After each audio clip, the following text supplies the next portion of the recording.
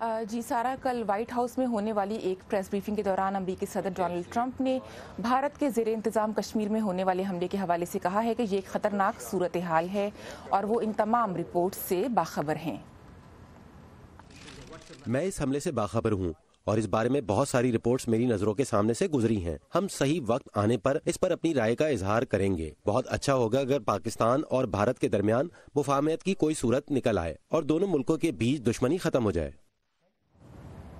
ठीक, तो ये तो था अमेरिकी सदर डोनाल्ड ट्रंप का बयान इस हमले के हवाले से। हमले के फौरन बाद हमने देखा मुख्तलिफ अमेरिकी हलकों की जानिब से भी रद्द-ए-अमल सामने आया, जिसमें मजम्मत की गई थी इस हमले की। जो स्टेट डिपार्टमेंट है अमेरिकी महकमा खारजा, उसका इस हवाले से क्या रिएक्शन सामने आया, क्योंकि वहाँ भी कल ब्रीफिंग हुई?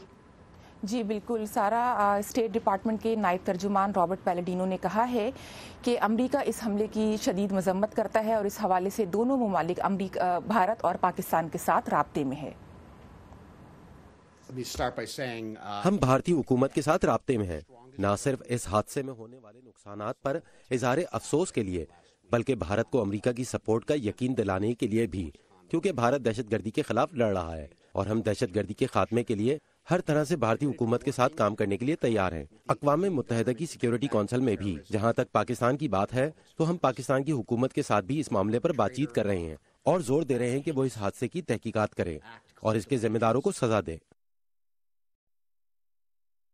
व्हाइट हाउस से एक बयान जारी किया गया जिसमें ये कहा गया है कि पाकिस्तान को अब दहशतगर्दी के खात्मे के लिए संजीदा होकर काम करना पड़ेगा और मुल्क से दहशतगर्दों की पनाहगाहों का खात्मा करना होगा।